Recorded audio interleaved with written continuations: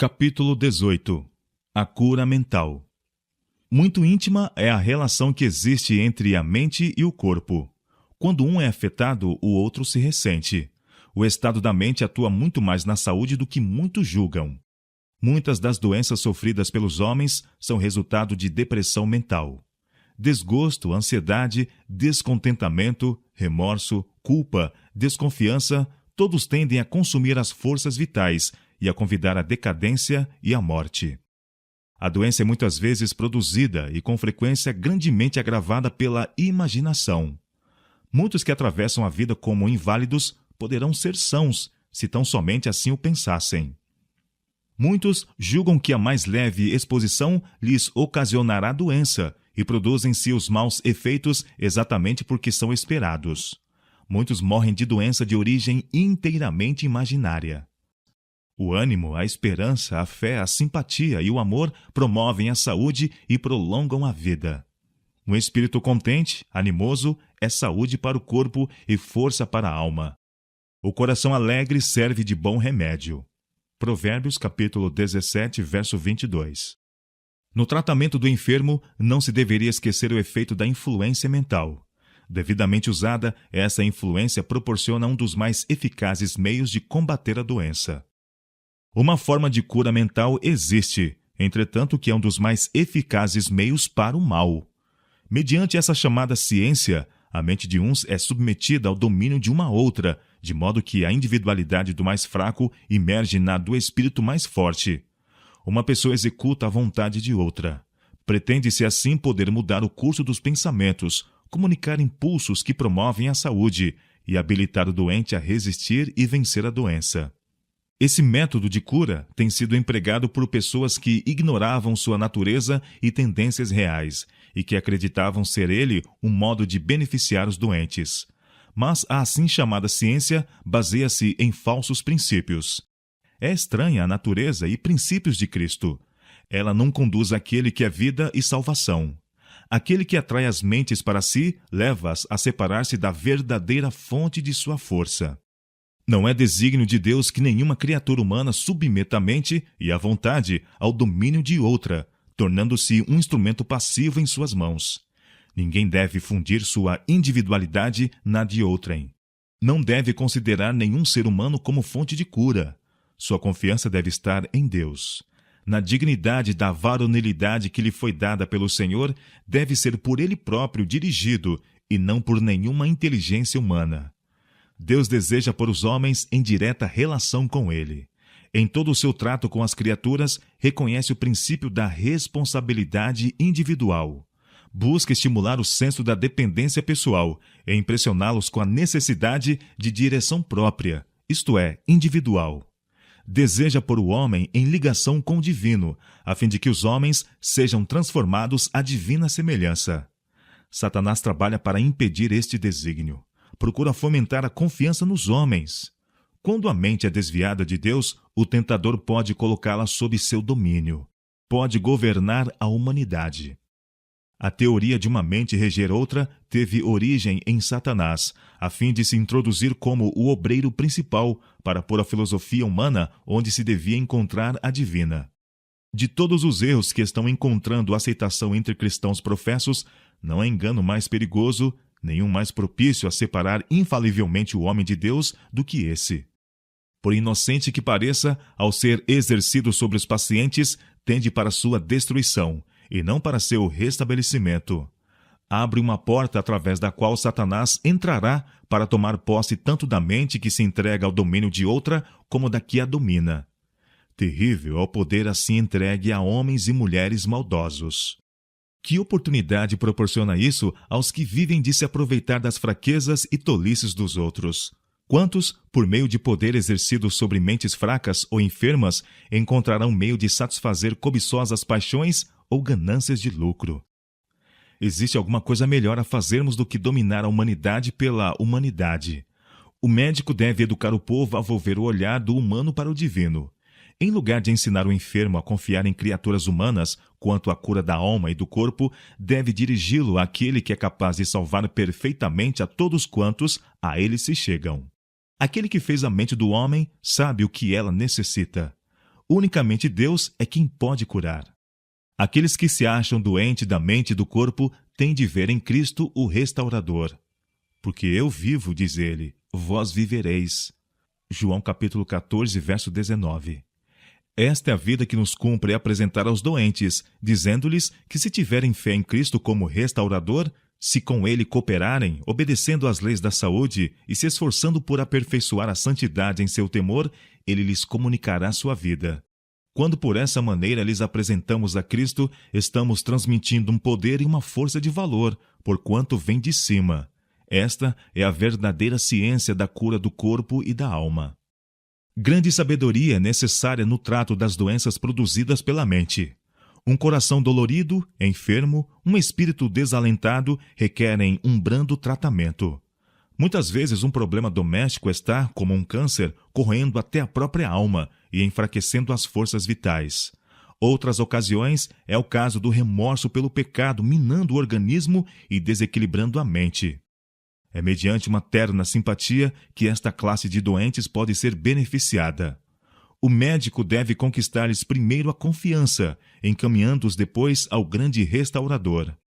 Se sua fé pode ser dirigida para o verdadeiro médico e são capazes de confiar em que lhes tomou o caso nas mãos, isso trará alívio ao espírito, dando muitas vezes saúde ao corpo. A simpatia e o tato se demonstrarão frequentemente um maior benefício ao enfermo do que o mais hábil tratamento executado de modo frio e indiferente. Quando um médico se aproxima do leito de um doente, com uma maneira desatenta e negligente, olha para o aflito com pouco interesse, dando por palavras ou atos a impressão de que o caso não requer muito cuidado, para deixar em seguida o paciente entregue às suas reflexões, esse médico causou ao doente positivo dano. A dúvida e o desânimo produzidos por sua indiferença neutralizarão muitas vezes o bom efeito dos remédios por ele prescritos. Se os médicos se colocarem no lugar daquele cujo espírito se acha humilhado e cuja vontade está enfraquecida pelo sofrimento, que anela palavras de simpatia e segurança, estariam mais preparados para apreciar seus sentimentos. Quando o amor e a compaixão manifestados por Cristo para com o enfermo se misturam aos conhecimentos do médico, a própria presença deste será uma bênção. A franqueza no trato com o doente lhe inspira confiança, demonstrando-se assim importante auxílio no restabelecimento. Médicos há que consideram sábia a medida de ocultar ao doente a natureza e causa da doença de que ele está sofrendo. Muitos temem chocar ou desanimar um paciente com a declaração da verdade. Dão-lhes falsas esperanças de cura, permitindo que se desça ao túmulo sem o advertir do perigo. Tudo isso é falta de sabedoria. Talvez nem sempre seja seguro, nem o melhor a fazer, explicar ao doente toda a extensão de seu perigo. Isso poderia alarmá-lo e viria a retardar ou mesmo impedir o restabelecimento. Nem pode toda a verdade ser dita àqueles cujos males são em grande parte imaginários. Muitas dessas pessoas são irrazoáveis e não se habituaram a exercer o domínio de si mesmas. Têm fantasias peculiares e imaginam muitas coisas irreais quanto a si mesmas e a outros. Para elas, essas coisas são verdadeiras, e os que delas cuidam devem manifestar constante bondade, paciência e tato incansáveis. Se fosse dita a esses doentes a verdade quanto a si mesmos, alguns se ofenderiam e outros ficariam desanimados. Cristo disse a seus discípulos: Ainda tenho muito que vos dizer, mas vós não o podeis suportar agora. João capítulo 16, verso 12. Mas, embora a verdade não possa ser dita inteiramente em todas as ocasiões, nunca é necessário nem justificável enganar. Nunca o médico ou a enfermeira devem descer a mentira. Aquele que assim faz, coloca-se em posição em que Deus não pode com ele cooperar, e, perdendo a confiança de seus clientes, está desperdiçando um dos mais eficazes auxílios para a restauração. O poder da vontade não é estimado como devia ser. Permanece a vontade desperta e devidamente dirigida, e ela comunicará energia a todo ser, sendo maravilhoso auxiliar na manutenção da saúde. Também é uma potência no tratar a doença. Exercida na devida direção, dominaria a imaginação e seria poderoso meio de resistir e vencer tanto a doença da mente como a do corpo. Pelo exercício da força de vontade no se colocar na justa relação para com a existência, o enfermo muito pode fazer para cooperar com os esforços médicos em favor de seu restabelecimento. Há milhares que, se quiserem, poderão recuperar a saúde. O Senhor não quer que estejam doentes. Deseja que sejam sadios e felizes e devem dirigir a mente no sentido de ficar bons. Muitas vezes, os inválidos podem resistir à doença, simplesmente recusando entregar-se às doenças e deixar-se ficar num estado de inatividade. Erguendo-se acima de suas dores e incômodos, empenhem-se em útil ocupação, adequada às suas forças. Por tal ocupação e o livre uso do ar e da luz do sol, muito inválido enfraquecido haveria de recuperar a saúde e as forças. Há para os que desejam reconquistar ou manter a saúde uma lição nas palavras da Escritura. Não vos embriagueis com vinho em que há contenda, mas enchei-vos do Espírito. Efésios capítulo 5, verso 18. Não mediante a excitação ou esquecimento produzido por estimulantes contrários à natureza e à saúde, não por meio da satisfação dos apetites inferiores e das paixões, se encontrará verdadeira cura ou refrigério para o corpo e a alma. Entre os enfermos, muitos existem que estão sem Deus e sem esperança. Sofrem de desejos insatisfeitos, desordenadas paixões e a condenação da própria consciência. Estão se desprendendo desta vida e não têm nenhuma perspectiva quanto a porvir. Não esperem os assistentes dos enfermos beneficiá-los com conceder-lhes frívolas e excitantes satisfações. Estas têm sido a ruína de sua vida. A alma faminta e sedenta continuará a ter fome e sede enquanto buscar encontrar aqui satisfações. Os que bebem da fonte do prazer egoísta estão enganados. Confundem o riso com a força, e uma vez passada a euforia, a inspiração termina e são deixados entregues ao descontentamento e desânimo. A permanente paz, o verdadeiro descanso do espírito, não tem senão uma fonte. Foi desta que Cristo falou quando disse: Vinde a mim, todos os que estáis cansados e oprimidos, e eu vos aliviarei. Mateus capítulo 11, verso 28. Deixo-vos a paz, a minha paz vos dou, não vô-la dou como o mundo a dá. Não se turbe o vosso coração, nem se atemorize. João capítulo 14, verso 27. Essa paz não é qualquer coisa que ele dê à parte de si mesmo. Ela está em Cristo e só podemos receber recebendo a Cristo. Cristo é a fonte da vida. O que muitos necessitam é possuir dele mais clara compreensão. Precisam ser paciente, bondosa e fervorosamente ensinados quanto à maneira em que podem abrir inteiramente o ser às curativas forças celestes. Quando a luz solar do amor de Deus ilumina as mais escuras câmaras da alma, cessam o desassossego, a fadiga e o descontentamento, e satisfatórias alegrias virão dar vigor à mente, saúde e energia ao corpo. Achamo-nos num mundo de sofrimento. Dificuldades, provações e dores nos aguardam em todo o percurso para o lar celestial. Muitos existem, porém, que tornam duplamente pesados os fardos da vida por estarem continuamente antecipando aflições. Se têm de enfrentar adversidade ou decepção, pensam que tudo se encaminha para a ruína, que sua situação é a mais dura de todas, que vão por certo cair em necessidade. Trazem assim sobre si o infortúnio e lançam sombra sobre todos os que os rodeiam. A própria vida se lhes torna um fardo. Mas não precisa ser assim. Custará um decidido esforço mudar a corrente de seus pensamentos. Mas a mudança se pode operar. Sua felicidade, tanto nesta vida como na futura, depende de que fixem a mente em coisas animadoras. Desviem-se eles do sombrio quadro, que é imaginário, voltando-se para os benefícios que Deus lhes tem espargido na estrada e, para além destes, aos invisíveis e eternos. Para toda provação, proveu Deus auxílio. Quando Israel chegou às águas amargas de Mara, Moisés clamou ao Senhor. Este não proveu nenhum remédio novo. Chamou a atenção para o que lhes estava ao alcance. Um arbusto por ele criado devia ser lançado na fonte para tornar a água pura e doce. Isto feito, o povo bebeu dela e refrigerou-se. Em toda provação, se o buscarmos, Cristo nos dará auxílio. Nossos olhos se abrirão para discernir as restauradoras promessas registradas em sua palavra. O Espírito Santo nos ensinará a apoderar-nos de toda a bênção, que servirá de antídoto para o desgosto. Para toda amarga experiência, havemos de encontrar um ramo restaurador. Não devemos permitir que o futuro, com seus difíceis problemas, suas não satisfatórias perspectivas, façam nosso coração desfalecer, tremer-nos os joelhos, pender-nos as mãos. Se apodere da minha força, diz o poderoso, e faça paz comigo. Sim, que faça paz comigo. Isaías capítulo 27, verso 5. Os que submetem a vida à sua direção e a seu serviço jamais se verão colocados numa posição para a qual ele não haja tomado providência.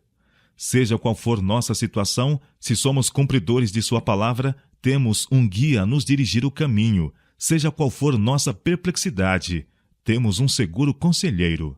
Seja qual for nossa tristeza, perda ou solidão, possuímos um amigo cheio de compassivo interesse. Se em nossa ignorância damos passos em falso, nosso Salvador não nos abandona. Nunca precisamos sentir que nos achamos sós. Temos anjos por companheiros. O Consolador que Cristo nos prometeu enviar em seu nome permanece conosco. No caminho que conduz à cidade de Deus, não há dificuldades que os que nele confiam não possam vencer. Não existe perigo de que não lhe seja possível escapar. Não há uma tristeza, uma ofensa, uma fraqueza humana para a qual não haja ele provido remédio. Ninguém tem necessidade de se abandonar ao desânimo e desespero. Satanás poderá se achegar a vós com a cruel sugestão: teu caso é desesperado, és irremissível. Mas há para vós esperança em Cristo. Deus não nos manda vencer em nossas próprias forças. Pede-nos que nos acheguemos bem estreitamente a Ele. Sejam quais forem as dificuldades sob as quais labutemos, que nos façam vergar o corpo e a alma, Ele está à espera de nos libertar. Aquele que tomou sobre si a humanidade sabe compadecer-se dos sofrimentos dela. Cristo não só conhece cada alma, suas necessidades e provações particulares, mas também sabe todas as circunstâncias que atritam e desconcertam o espírito. Sua mão se estende em piedosa ternura a todo filho em sofrimento. Os que mais sofrem, mais simpatia e piedade dele recebem. Comove-se com os sentimentos de nossas enfermidades e deseja que lhe lancemos aos pés as perplexidades e aflições, deixando-as ali. Não é sábio olhar-nos a nós mesmos e estudar nossas emoções. Se assim fazemos, o inimigo apresentará dificuldades e tentações que enfraquecerão a fé e destruirão o ânimo.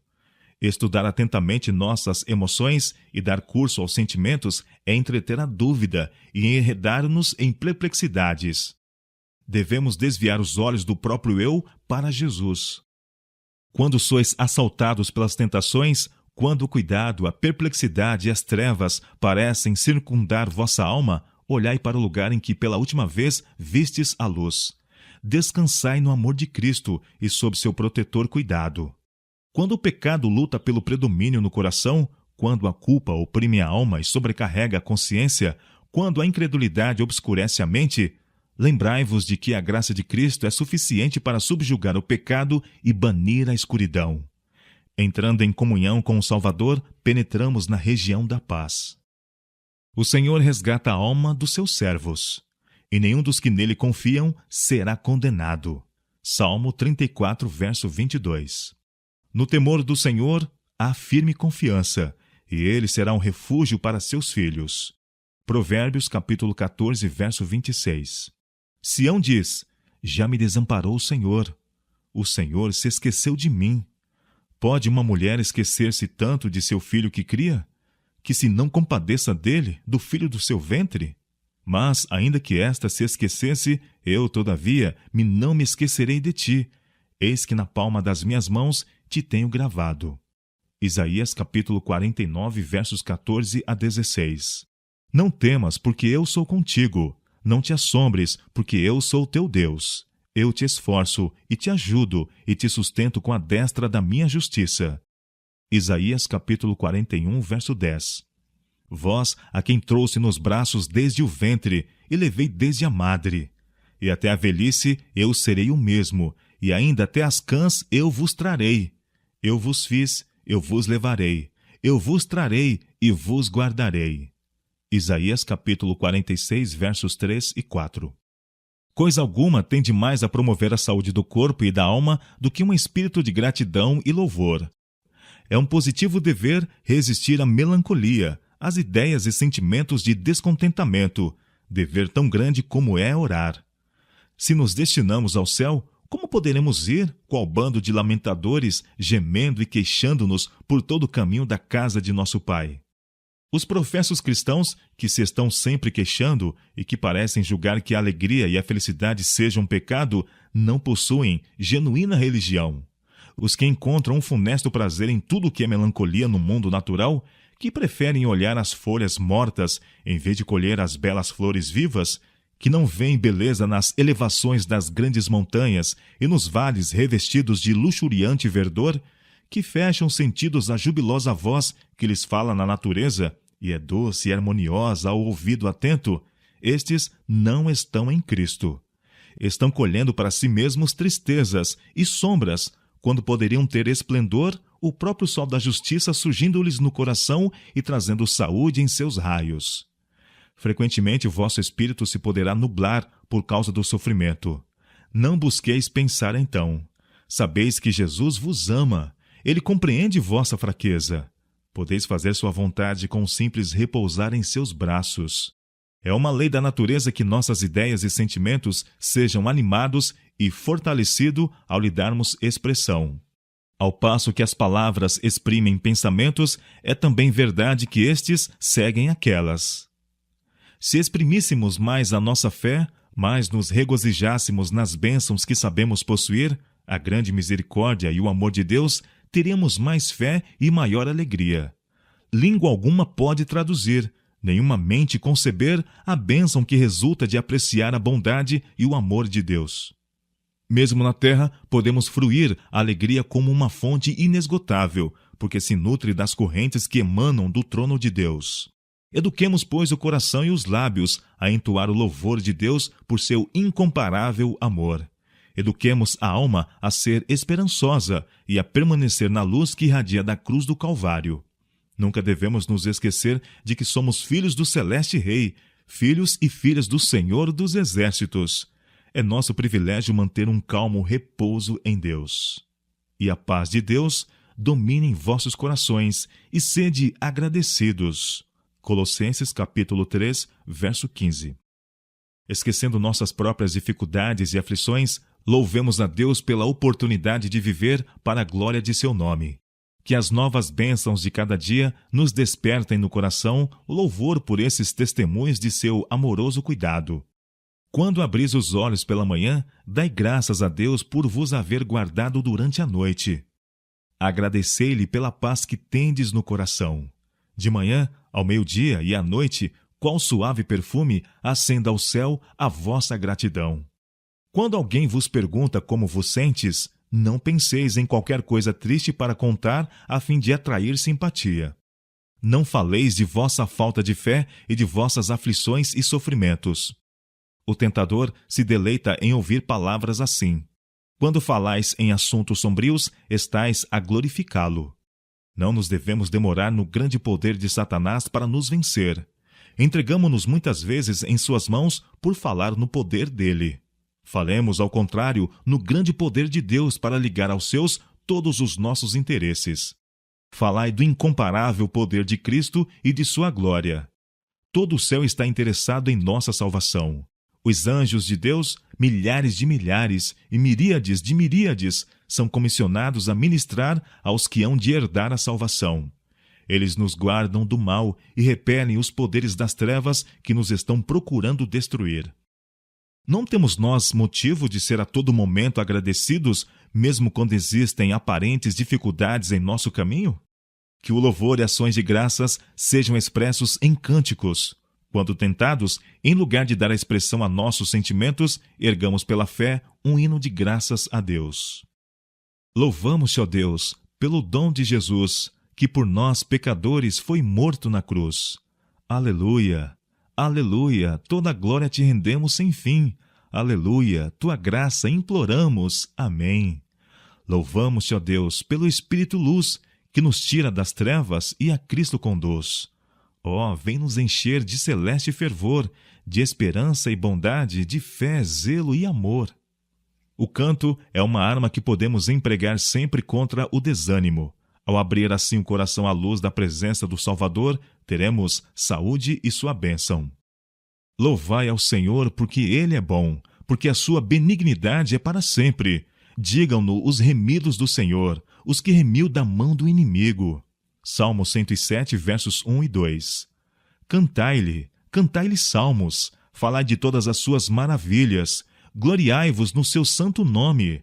Alegre-se o coração daqueles que buscam ao Senhor. Salmo 105, versos 2 e 3. Pois fartou a alma sedenta e encheu de bens a alma faminta, tal como a que se assenta nas trevas e sombra da morte, presa em aflição e em ferro. Então clamaram ao Senhor na sua angústia, e ele os livrou das suas necessidades, tirou das trevas e sombra da morte, e quebrou as suas prisões. Louvem ao Senhor pela sua bondade e pelas suas maravilhas para com os filhos dos homens. Salmo 107, versos 9, 10, 13 a 15. Por que está abatido, ó minha alma? E por que te perturbas dentro de mim? Espera em Deus, pois ainda o louvarei. Ele é a salvação da minha face e o meu Deus. Salmo 42, verso 11. Em tudo dai graças, porque esta é a vontade de Deus em Cristo Jesus para convosco. 1 Tessalonicenses, capítulo 5, verso 18. Esta ordem é uma certeza de que mesmo as coisas que nos parecem ser adversas contribuirão para o nosso bem. Deus não nos mandaria ser agradecidos por aquilo que nos causasse dano. O Senhor é a minha luz e a minha salvação. A quem temerei? O Senhor é a força da minha vida. De quem me recearei? Salmo 27, verso 1. No dia da adversidade me esconderá no seu pavilhão, no oculto do seu tabernáculo me esconderá, pelo que oferecerei sacrifício de júbilo no seu tabernáculo. Cantarei, sim, cantarei louvores ao Senhor. Salmo 27, versos 5 e 6. Esperei com paciência no Senhor, e ele se inclinou para mim e ouviu o meu clamor. Tirou-me de um lago terrível, de um charco de lodo. Pôs os meus pés sobre uma rocha, firmou os meus passos, e pôs um novo cântico na minha boca, um hino ao nosso Deus. Salmo 40, versos 1 a 3. O Senhor é a minha força e o meu escudo. Nele confiou o meu coração, e fui socorrido. Pelo que o meu coração salta de prazer, e com o meu canto o louvarei. Salmo 28, verso 7. Um dos mais seguros impedimentos à restauração dos enfermos é o concentrarem a atenção em si mesmos. Muitos inválidos acham que todo mundo lhes devia mostrar simpatia e dar auxílio, quando o que eles precisam é desviar a atenção de si mesmos e pensar nos outros e deles cuidar. Muitas vezes são solicitadas orações pelos aflitos, os tristes e desanimados, e isso é correto. Devemos rogar que Deus derrame luz na mente obscurecida e conforte o coração magoado. Mas Deus só atende às orações em favor dos que se colocam no rumo de suas bênçãos. Ao mesmo tempo que pedimos por esses aflitos, devemos estimulá-los a se esforçar por ajudar aos que se acham mais necessitados que eles. Dissipar-se-ão as trevas de seu próprio coração enquanto buscam auxiliar a outros. Ao buscarmos confortar o nosso semelhante com o conforto com que nós mesmos somos confortados, a bênção nos é devolvida. O capítulo 58 de Isaías é uma prescrição tanto para as doenças do corpo como para as da alma. Se desejamos saúde e a verdadeira alegria da vida, devemos pôr em prática as regras dadas nesta Escritura. Diz o Senhor quanto ao serviço que lhe é aceitável e as suas bênçãos. Não é também que repartas o teu pão com o faminto e recolhas em casa os pobres desterrados? E vendo nu o cubras, e não te escondas daquele que é da tua carne? Então romperá a tua luz como a alva, e a tua cura apressadamente brotará, e a tua justiça irá adiante da tua face, e a glória do Senhor será a tua retaguarda. Então clamarás, e o Senhor te responderá. Gritarás, e ele dirá: Eis-me aqui. Acontecerá isso se tirares do meio de ti o jugo, o estender do dedo e o falar vaidade. E se abrires a tua alma ao faminto, e fartares a alma aflita, então a tua luz nascerá nas trevas, e a tua escuridão será como o meio-dia. E o Senhor te guiará continuamente, e fartará tua alma em lugares secos, e fortificará teus ossos. E serás como um jardim regado, e como um manancial cujas águas nunca faltam.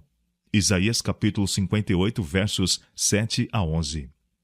As boas ações são bênçãos duplas, beneficiando tanto o que pratica como o que é objeto da bondade. A consciência de proceder bem é um dos melhores medicamentos para corpos e mentes enfermos. Quando a mente está livre e satisfeita por um sentimento de dever cumprido e o prazer de proporcionar felicidade a outros, a animadora influência traz vida a todo ser. Que o inválido, em lugar de exigir constantemente simpatia, procure comunicá-la a outros. Que o fardo de vossa própria fraqueza, dor e aflição seja lançado sobre o compassivo Salvador. Abri o coração ao seu amor e deixai que este flua para outros. Lembrai-vos de que todos têm provações duras de suportar, tentações difíceis de resistir, e está em vossas mãos fazer qualquer coisa para aliviar esses fardos. Exprimi gratidão pelas bênçãos que tendes, mostrai apreciação pelas atenções de que sois objeto. Mantende o coração cheio das preciosas promessas de Deus, a fim de que possais tirar desse tesouro palavras que sejam um conforto e vigor para outros. Isso vos circundará de uma atmosfera que será benéfica e enobrecedora. Seja vossa aspiração beneficiar os que vos rodeiam. E encontrareis sempre ocasião de ser úteis, tanto aos membros de vossa própria família como aos outros. Se os que estão padecendo má saúde esquecessem o próprio eu em seu interesse pelos demais, se cumprissem o mandamento do Senhor de ajudar os mais necessitados que eles, haveriam de compreender a veracidade da profética promessa. Então romperá a tua luz como a alva, e a tua cura apressadamente brotará. Isaías capítulo 58, verso 8. Mara e Elim. Hoje é Elim com suas palmeiras e fontes. É sombra feliz para a fadiga do deserto. Ontem foi Mara, somente rocha e sal. Solidão sem fim e penosa canseira. Contudo, o mesmo deserto encerra ambas, a mesma brisa sobre ambas sopra, o mesmo vale abriga uma e outra, e as mesmas montanhas as envolvem. Assim é conosco sobre a terra, e assim, quanto eu saiba, sempre foi. O amargo e o doce, a dor e a alegria, jazem lado a lado, à parte apenas um dia. Por vezes Deus converte o amargo em doce, por vezes nos abriga na concha de sua mão, por vezes nos guia a fontes aprazíveis, por vezes nos traz a um oásis de palmeiras. Que importa? A prova não será longa. De igual modo passam Mara e Elim, fontes e palmeiras ficam para trás. Chegamos à cidade de nosso Deus, enfim. Ó terra feliz, além destes montes solitários, onde jorram cantando as fontes eternas. Ó santo paraíso, ó bendita mansão, onde breve finda nossa peregrinação. Bendita segurança. Que segurança! Sou de Jesus. Eu já desfruto bênçãos da luz. Sei que herdeiro sou de meu Deus. Ele me leva à glória dos céus. Canta, minha alma, canta ao Senhor. Rende-lhe sempre honra e louvor. Canta, minha alma, canta ao Senhor. Rende-lhe sempre honra e louvor. Sendo submisso sempre ao bem, sinto os enlevos puros do além. Anjos descendo trazem do alvor ecos da graça, bênçãos do amor. Sempre vivendo em seu grande amor, me regozijo em meu Salvador. Esperançoso, vivo na luz. Quanta bondade tem meu Jesus.